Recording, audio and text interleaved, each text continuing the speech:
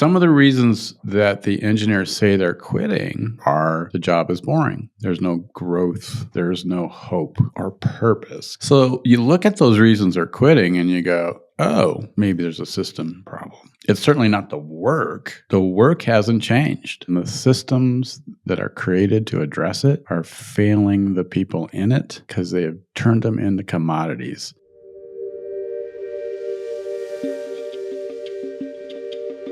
Welcome to the Level Design Podcast, a podcast for architects and engineers who want to thrive in this industry by creating more freedom, fulfillment, and financial security. Join us in uncovering how to restore value and honor to the unique people who choose to be designers and caretakers of our built world, and why it's essential to the future of our society, our industry, and our planet. Yesterday, we had a building we originally called out over a year ago, commercial property being purchased. It was a daycare facility, which has this large center room, multifunctional room, 24 feet.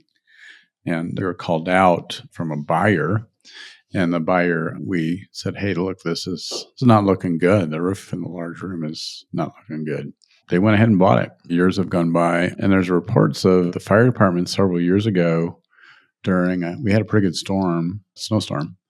And the firemen were on the roof shoveling the snow off because the roof was failing. And daycare, remember, this is full of children. Yeah. Nothing was done about it. And then a buyer, even under our explanation, bought it anyway and then decided after a year or so of owning it, they should probably get on it.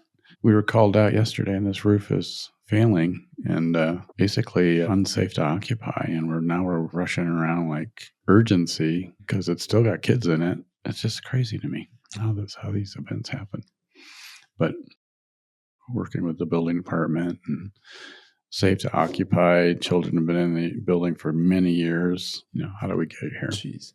People, I don't know what it is, but I mean, I do actually. It's got to be money, but right. That's such a common thing to underestimate structures and structural engineering and kind of just say, well, it'll be fine. It's fine. Like, I don't see anything wrong with it, so it'll be fine.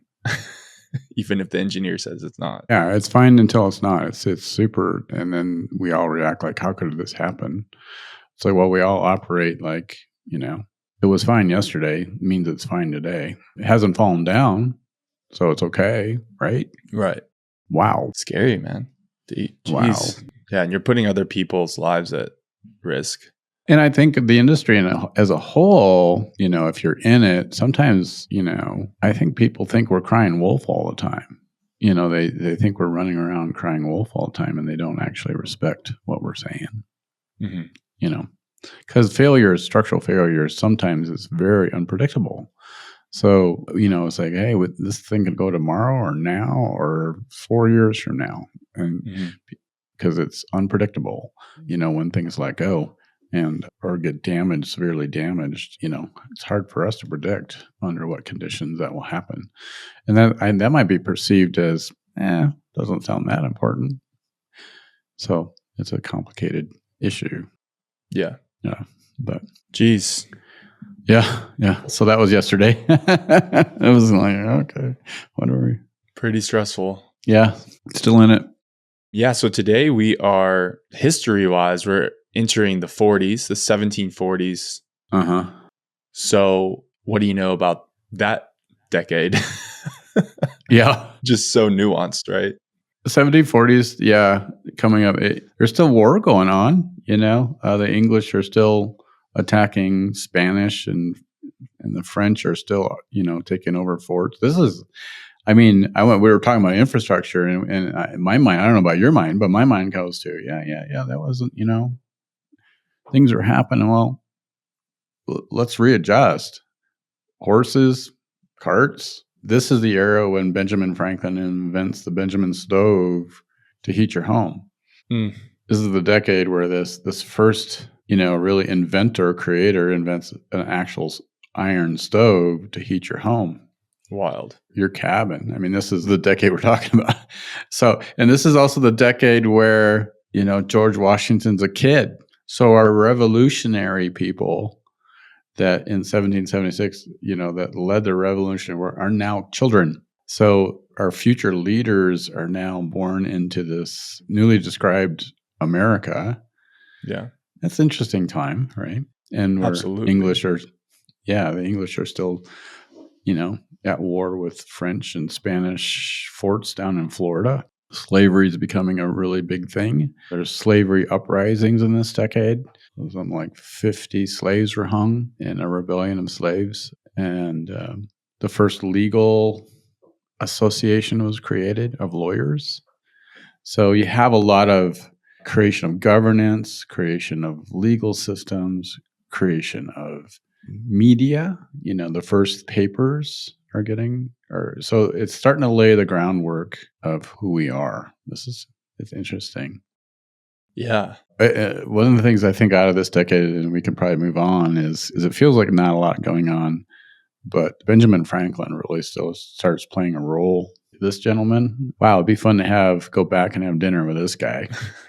No kidding. Gosh, this guy was a busybody. I mean, wow. So, he starts inventing the insurance programs, invents stoves that are safe, is in politics. Wow, just governance, is an inventor. Fascinating guy. So he's active here.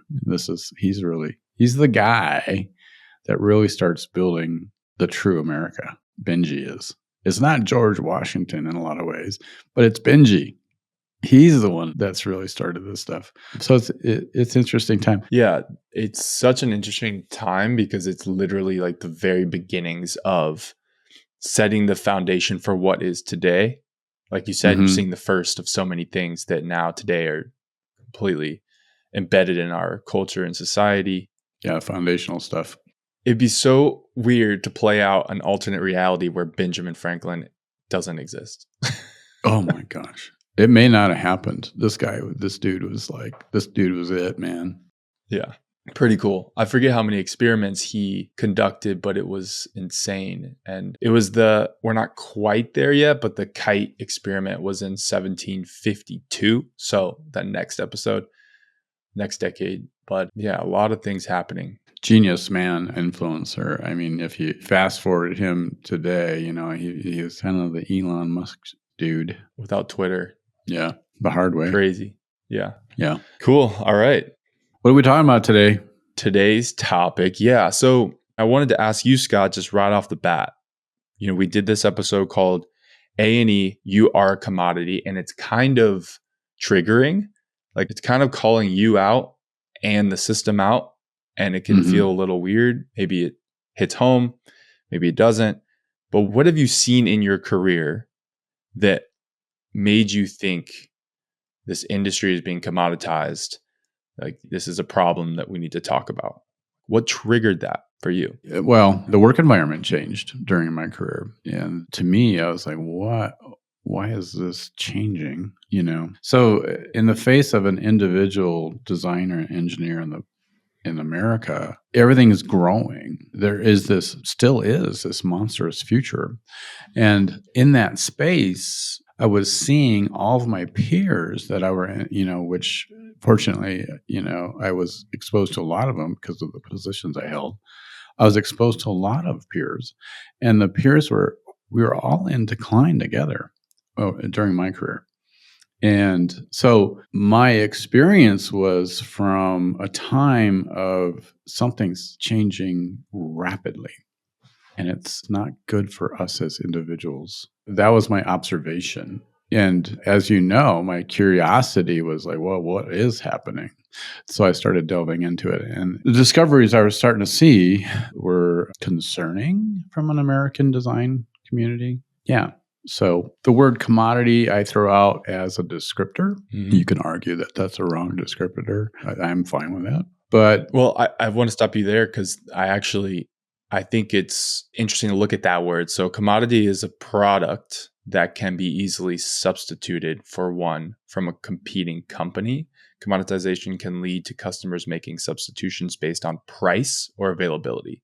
So you're just kind of like, we talk about this all the time, but you're a cog, you're replaceable. So I do want to talk about, after we finish this thought, how to not become a commodity. ultimately. How not to? Yeah, I mean, I think you got to recognize that you willingly walked into, it's America still. So, let's say that in our world or our country, you're free to decide. You're free to make a decision about your career or your personal or whatever for the most part.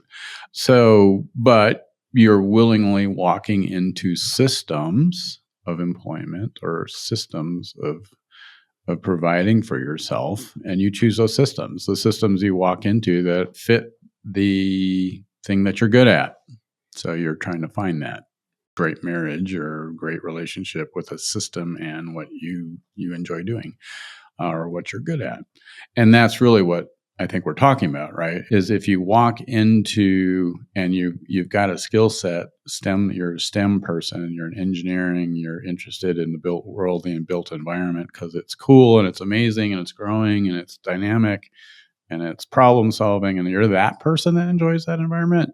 You're like, okay, where can I go to work? And mostly you walk into systems that are looking for you. Mm-hmm. That seems easy. I'm going to go get a job. I'm going to go walk into a firm. I'm going to do my interview.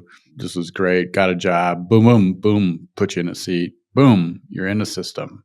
The commoditization issue is the system changed in my lifetime. Oh, damn. So that used to be a thriving career in America. And today it's changed. And what's changed is interesting. So you can say, well,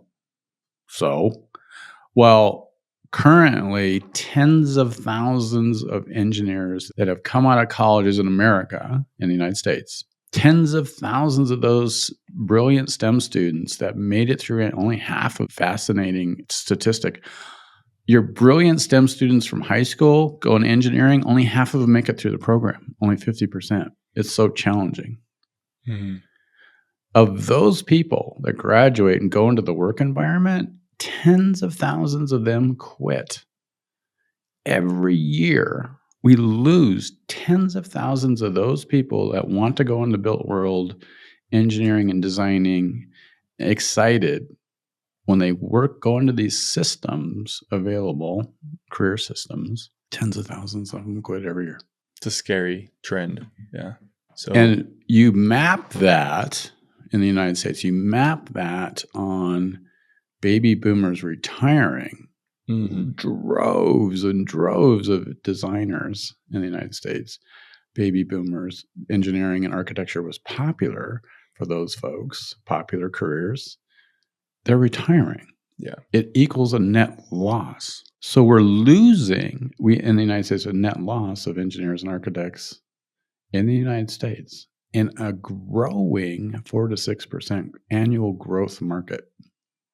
Yeah, it's all compounded. We're losing people on both sides. Then the demand is increasing, supply is drastically decreasing. Yeah. And some of the reasons that the engineers say they're quitting, some of the things that we hear are the job is boring. New word last few years. Is the young designers are thinking the job's boring. Yeah. The boss is a tool. The boss sucks. Yeah, well, I always thought my boss. No, that's not true. I had great bosses. The boss is a tool. The boss sucks. Yeah. I hate this person. This top-down manager telling me what to do. The job's boring. He's telling me what to do. He's telling me to do boring stuff. That maps on the guy or lady is awful. Sure. The commute is a killer. They quit. Yeah. This commuting thing, I don't like it. The job offers no opportunities is another reason. There's no growth view for growth. This is interesting. There's no hope. Right. Or purpose. Or purpose comes up a lot. Well, why would you do something most of your life where there's no hope or purpose? I'd quit too, right? Mm-hmm. And no work-life balance. They're working these people to death, right? The pay's not great. So you look at those reasons they're quitting and you go, oh, maybe there's a system problem. For sure. The work environment, the organizational structure, and the purpose of the organizational structure, that might be the problem. Mm-hmm. It's certainly not the work. The work hasn't changed. The work is growing. The work is brilliant. The work is challenging. It's technical. 100%. It's advancing. It's fascinating. It's new products, new ideas, new migration, it's climate change. I mean, the whole thing of the built-in world, everything around you, streets, buildings, sewers, environment, all those things are so fascinating and growing and needing talent. And the systems that are created to address it are failing the people in it because they have turned them into commodities. It is now technically possible to compete. So your organization's competing with other organizations for work. It is now technically feasible to easily access foreign talent at a fraction of the price. Yeah. Which we've talked about some of the problems with that. Yeah. So if you're in that, if you're that engineering excited and you come out from America and you go into those and you go through those traditional interviews and you land in a seat and you're there and I don't know, man, do this job over and over and over and over and over. And if you start to push back, I'm just going to firm this out overseas because they don't complain. Right. Yeah. How you feel now, if that's what you're saying or how does your boss feel? I mean, these are folks that have time into these organizations and they're actually lost their hope. They're like, I don't know what to tell my understudies. Right. I'm not even excited for them. No wonder everybody's miserable. Right. So ultimately, that's what we're talking about. Yeah. Looking for a new opportunity? Interested in being part of an expanding network of independent engineers and architects who are thinking differently? Level Design Partners is on a mission to create prosperity for design professionals, the industry, and the world, using innovative business systems and a culture of collaboration. We believe that traditional education and firm structures want you to be a cog in their machine, depriving you of key skills needed to thrive, thus commoditizing an entire industry in the process. Gain access to skills, tools, and systems by partnering with Level Design Partners. Learn more at leveldesignpartners.com. Well said, first of all. I feel it. I could feel it. And it makes a lot of sense. You know, you have capitalistic corporate structures. We also talk about that a lot that have just worked themselves into this industry now and this system. And I mean, that's a great point. It's not the work that's changed. It's only getting better and more interesting problems and AI and tools. It's actually really exciting, but the system isn't positioning the design professional in a beneficial, respected way to where you get to do what you want to do to an extent. Obviously, there's sacrifice. There's some things you give up for a paycheck. Like that still will always exist. But really, your options are either, I mean, percentage-wise at least, like the most popular, easiest route is go try to get a job at a big firm, medium firm, whatever, and do what you just said, or try to start your own thing. You know, try to be an entrepreneur, which there's so many things you have to work through and figure out that way. Yeah, no longer easy to do that. Right. There's a lot of competition. There's a lot of risk too. And then I want to talk about how if you go the normal route and you're going to eventually slowly turn into a commodity, and maybe there's some firms out there and some structures out there that, you know, are pretty good, you know, obviously that exists. There are some people that whatever. So if you don't want to become a commodity, what do you do? Like, regardless of where you are, right? Let's say you're in a big firm, a medium firm, whatever, out on your own. What specific things could you do to not become replaceable by an overseas engineer that doesn't even know local structure? So what are some things? Yeah, good question. I think you have to really look at you as an individual and look at your will. You know, how much will do you have? If you're not going to have the will to really, really put in a lot of time into finding a good mentor, somebody that's going to actually teach you the industry, because it's not just going to fall in your lap. So the mentor or teacher that's going to teach you is going to take a lot of work to find that person, that human that's willing to do that. And you have to have the will to say that actually, okay, I'm going to go into these systems and I'm going to be so extraordinary that I'm going to become a leader in that organization, even up against that. Within that organization, you can succeed, but you're going to have to be extraordinary. So you have to have the will to be that extraordinary. And if you don't have that will, you're going to probably just end up in those various forms of commodity. And the other fascinating thing that I've been seeing too is this coaching that's happening with our youth to say, promote yourself by quitting every 2 years and keep doing it. That's how you're going to get ahead. Well, the issue with that in our industry is that our industry is actually knowledge-based. Engineering and architecture is actually knowledge-based. You got to put your time in under a mentor and learn your trade. The trade is mostly learned in the field, not in academia. It's actually, we get fundamentals, but we actually get taught from our mentors. And if you're always moving, you eventually promote yourself to failure. And it actually doesn't take long. And so you might spend the first 10 years, 15 years promoting yourself to a position that you can't actually do, and you get fired. Well, what are you going to do then? You're 15 years in and you actually don't know much. Right. So there's a lot of will to be patient. It's this issue of your will. And do you have the will to be different in these systems? Do you have the will to go on your own, create your own entrepreneurism? Or do you have the will to accelerate yourself and be exceptional within the large organizations?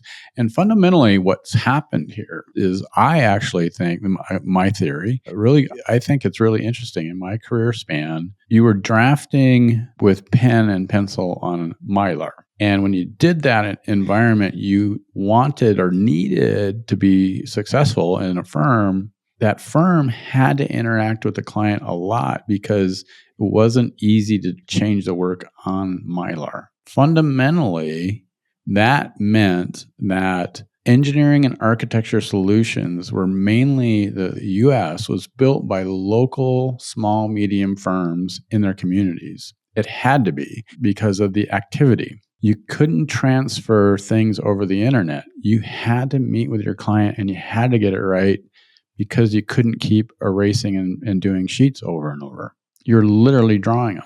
Right. So the dynamic was, or the business of engineering and architecture, because of that, was you had small, medium firms and you had engineers and architects actually running the business. The owners of these firms were engineers and architects that were enrolled in their communities, enrolled in their work, leading their organization. When the internet and CAD came in for a while, it was like, okay, this is our new tool and we can erase and change more easily. And that changed things, but it didn't change the organizational structure, right? Not yet. Right. But when the internet could take that CAD data and move it over the internet to another person, it changed everything. Now, the business of engineering and architecture could be manipulated and changed into a different type of organization where you could find business efficiencies by having centralization. And that centralization could transfer and do a lot of work in a lot of places, including having the work done somewhere else for more affordable engineers and architects overseas or whatever you call it. And that is what caused business people to start saying, hey, we no longer have to be small, medium. We can find business efficiencies. Let's create an organization run by business people. And the business people are going to make business decisions for profit. And let's start doing this work. And traditional business says, let's make it more efficient. Let's centralize management. Let's buy more small, medium firms, buy marketplaces, buy these small, medium firms out, capture markets, create one large organization, find more affordable work. Guess what happened? The owners of engineering and architectural firms are no longer engineers and architects in their communities. They're now business people charged with what the organization's supposed to do, make money. Right. That makes that engineer and architect in America no longer working for their community, no longer working for a man or woman running the company that has all this purpose and all this mentoring and all this care of the industry and teaching. It's disappeared, and it's now turned into you're a commodity and a business entity that wants to make money. That's what happened. Yeah, it's pretty simple when you break it down like that. And I think there's some core things that you can do regardless. And obviously, this is a problem that we're solving with Level, which is exciting. But I think in general, you can identify what makes you unique. And I think that starts with looking at the kind of work you like to do and really exploring that and finding ways to differentiate. I have to say that, it's perfectly fine if you're the person that needs the structure and you like to go to work and you're like, I'm more comfortable just you saying, here's my task. And then, I really just look forward to lunch and the water cooler talk. And there's nothing wrong with that. There's a lot of us, me included. I'm like, God, some days I wish I just had that. I don't want, and I can remember being in those positions going, yeah, I'll get 3% raise for the rest of my life. And this is what my life looks like. It's really super predictable. And yeah, that's awesome for actually 80% of people. We're probably talking about 20% of people is like, tens of thousands every year quit. Those people, they need a different system to stay in the industry. And the industry has to have it. The industry's in trouble. American infrastructure needs the creatives, needs the designers, needs this is not a small thing if we don't have them. It's a problem. Well, I think the biggest thing that you touched on is mentorship. Because, I personally have had mentors and it can get you unstuck. It can show you your blind spots. It can reinvigorate, re-energize you, right? Because sometimes we just get in our own way. We get stuck in a rut. Whatever it is, they can help pull us out because they've been there. And a lot of times a good mentor can see it immediately and just say, here's what you need to do.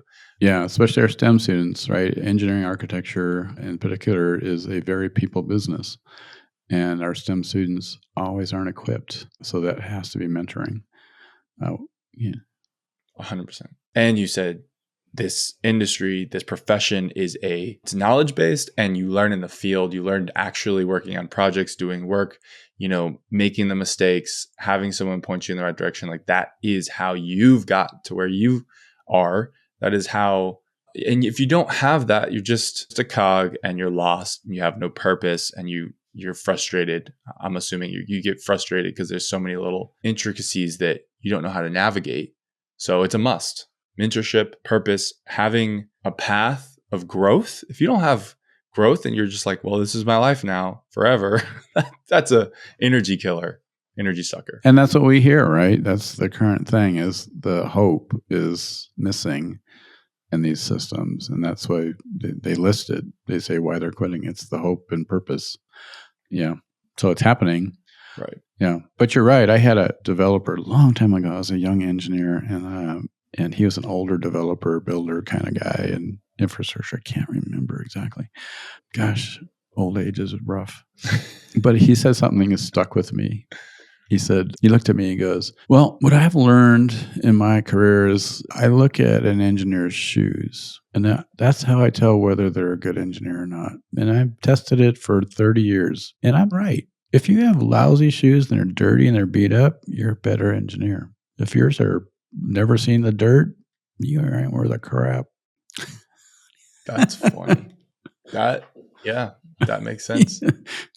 I like that. It's always stuck with me. Yeah. Talking about purpose, connecting your work to the actual thing, seeing it, feeling it, watching and interacting with the people who are building it or going to use it, seeing a homeowner light up because you built something that, their dream or you fixed a problem. that is the lifeblood. Well, of we're this stuff, humans. I feel I like. mean, you can call us engineers and architects and think we're not human, but we're human. It's actually we're actually more human than a lot of people. I think we actually went into the industry because we're community based. We like to solve problems for community.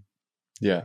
Yeah, it's a good group of people, and we need to develop new systems so that we re-excite and keep and mentor and have a really healthy group of American designers to solve the problems coming our way. And if we don't have them, I kind of don't know what we're going to do, Miles, if we don't have them. Yeah. It's kind of scary. Talking about purpose with what we're doing, that gives me purpose. Is to show people that this stuff is being worked on. New systems are being created. The industry is being modernized in a way that is more interesting, more exciting, more inviting, more purposeful. So yeah, I think we covered this, and we have a lot more to talk about around this, and some more exciting things and guests coming really soon. Everything is getting modernized, isn't it? I mean, everything's changing pretty quick. Oh yeah. And this industry is no different. Right. It's got to change. Yeah. So become uncommoditable. For yourself. I'm making that word up. Keep more of your fair market value, right? Build up your own leverage and your own value, and then keep more of that. And there's a lot of ways to do that. And then join into the modernization of this industry instead of going back to what's maybe traditional and familiar and comfortable. Embracing the change, because there's always positives, there's always negatives, but you have a choice of which one you want to focus on. And we talk about it, me and you, right? We talk about the internal customer, which is our engineers and architects and the peer group and the industry. But I think me and you talk about is the podcast. Also, we hope it gets out to the society itself and kind of wakes up the society of, hey, this is a unique person, this engineer architect I'm working with, and I actually need to care for them and support them and say, they're charging me this much money, and actually go, this is a valued person and they deserve to be compensated. And oh my God, thank God this person exists, right? And so we're trying to also reawaken our society in America as the importance of designers. Yeah, great point. Awesome, Scott. Thank you. Always.